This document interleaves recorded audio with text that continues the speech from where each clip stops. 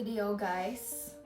Nag-video ako kanina, kaso yung background sobrang ingay kasi hindi ko na i-explain. So, ang video natin for today ay realistic life of a 28-year-old. Okay? Kasi hindi naman laging travel vlogs, hindi naman laging mukbang, at hindi naman laging ganon ka-easy ang buhay. Okay? At hindi laging ganon ka-exciting ang buhay. Ang buhay ay... Ano kasing kasabihan? Ang buhay ay... Mekos-mekos lang, hindi joke. Ang buhay ay ano? Ano kasi yung buhay? Ang buhay ito ang buhay. This is living, guys. And this is the reality of living. Okay? Sa ibang bansa, hindi porket nakikita mo yung mga Instagram nila, laging travel, hindi siya nag-i-story, ganito, ganyan. It doesn't mean na wala nangyayari sa buhay ng tao.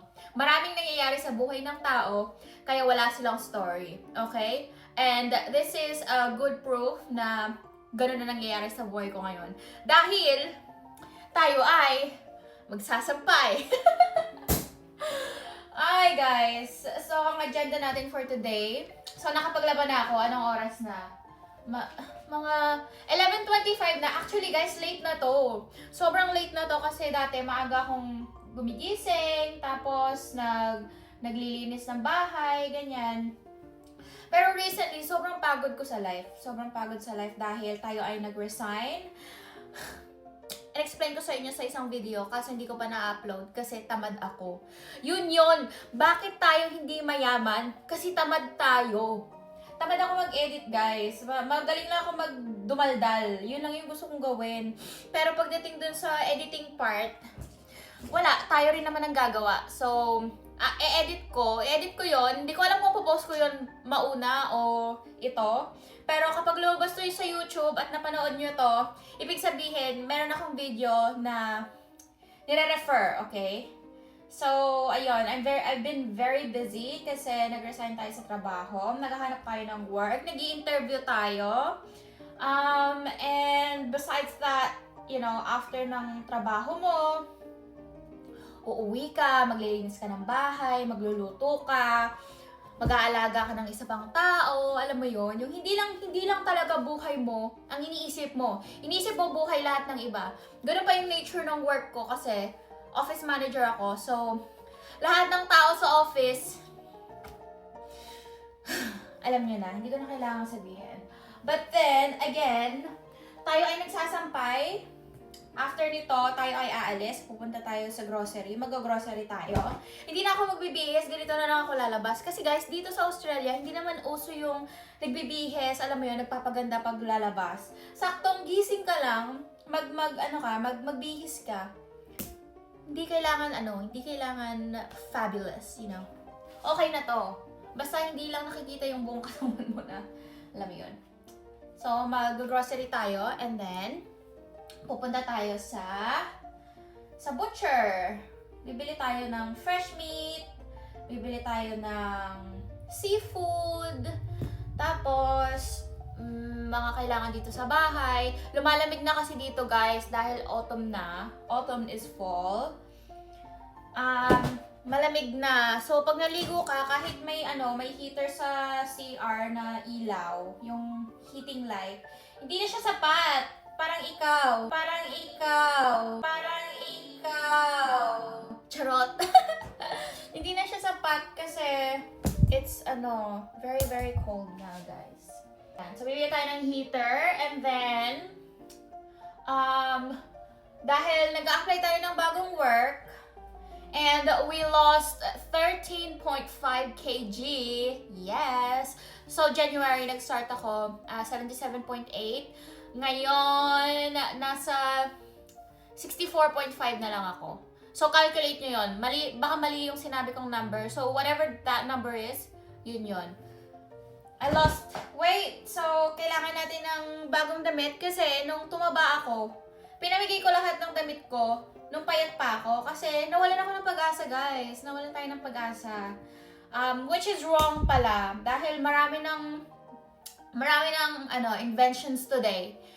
Alam nyo na yon kung ano yon para pumayat. Kasi tinan mo, guys, ayan. Guys, ang payat na natin. Ang payat na natin, praise the Lord. Kasi, sobrang taba ko nun. As in, ang bigat-bigat ko, sobrang bigat ko. Sumasakit na yung mga paa ko. Kaya sabi ko, I really need to do something. And that's when I decided na, you know, I really need to try yung mga uso na pampapayat. And it worked! It worked really well. Tingnan mo, meron na akong panga. Nakikita mo na yung panga ko. Pag chinek mo yung mga video ko dati sa TikTok, o kaya Instagram, sa Facebook, talagang sobrang ng mukha ko nun, guys. Although ngayon, yung facial structure ko kasi, very siya para siyang, hindi mo alam kung, hindi, bilog siya. Bilog. Yan. Hindi ko alam saan patungo yung, saan ba papunta tong conversation na to? Pero, hindi, ang whole point ng video na to ay makita nyo kung anong ginagawa ko everyday. At ganun lang ako. Yung makakabuo ako ng thought process and then biglang magbabago. Hindi ko alam kung anong tawag doon. It's not, I don't think, hindi natin alam, baka ADHD. Pero, maraming mas malalang ADHD, guys. Kasi iba-ibang level yan. Although ako, madaldal lang siguro talaga ako kung ano-anong naisip ko at the same time. Pero yan. Malapit na tayong matapos mag-hanger. Isasampay na lang natin siya sa labas. And then yun nga, bibili ako ng heater. Tapos, mag-ukay-ukay tayo. Mahilig ako mag-ukay-ukay, guys. Kasi yung mami ko, growing up, sobrang matipid. Sobrang tipid niya.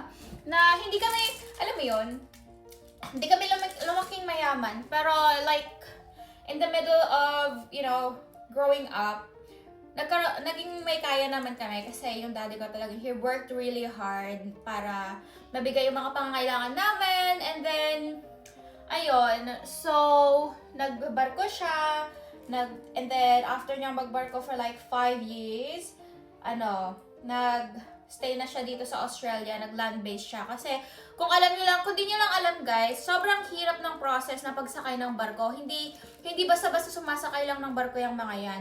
Meron silang medical, may training. So, I guess at one point, yung daddy ko napagod na. And tumataas kasi yung blood pressure niya. Which is very, mahirap sumakay ng barko kapag may hypertension ka. Kasi delikado yon. What if, alam mo yon, parang na high blood ka in the middle of, although may medical team sila, pero you never really know, diba? And ayun, so yun, lumaki kami na sakto lang, and then, may kaya, average. Pero yung mami ko, hindi siya nagbago ng, lifestyle. She just stayed how she was before, and I really thank her for that. She's very practical. Hindi kami sinanay na, alam mo yun, na branded, ganyan. Basta masusuot. Kaya ako, kunwari, bibili ako ng bag, ganyan. Yung iba, pagtatawanan ako, bakit daw sa Amazon lang ako bumili ng bag, ganyan. Sa work, ganun, may mga ganung instances na hindi naman hindi direct, pero alam mo yun, alam mong pinag-uusapan kanila. So, ganun lang ako, bibili ako kahit saan. Hindi ko iniisip yung, bili ako ng ganito to impress other people. Hindi tayo ganun. Saktong lang. Bilhin ko nga to. Kasya ko eh. O, ganun. At saka bilhin ko nga to, ang ganda ng kulay. Kahit saan pa yan. Kahit sa Tiangge. Mas masaya pa nga sa Tiangge, di ba? Parang, alam mo yun yung adrenaline na makakabili ka ng good quality na mura. So, I think hanggang ngayon, dinala ko yun. Kaya minsan yung mga kaibigan kasi sabi nila, "Hoy, Jazz, ang ganda naman ng damit mo, ang ganda naman ng dress mo, saan mo nabili?" Pag tinanong nila yun, guys, hindi ako nahihiya. Talagang proud pa ako. Proud ako. Sabihin ko, $7 lang yan sa Shein. Oh, 'di ba? Imagine mo, akala mo mahal, 'di ba?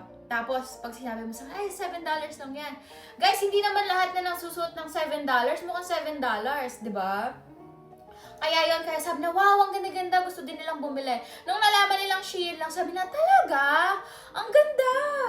Hindi nila expect na, alam mo yun, nasa nagdadala lang kasi talaga yan, guys. Kaya kayo, ang advice ko sa inyo, kapag bumili kayo sa ukay-ukay, talagang dalhin nyo lang. O kaya yung bumili kayo sa Tiangge, dapat confident lang kayo. Kasi yung confidence natin ang nagpapaganda sa atin. Yan. Motivational speaker ka dyan. Pero yun, guys, meron na lang akong ilang seconds para ipakita sa inyo kung anong ginagawa ko today. And tapos na tayong mag-hanger. Magsasampay na lang tayo sa labas. And catch you on my next vlog. Bye!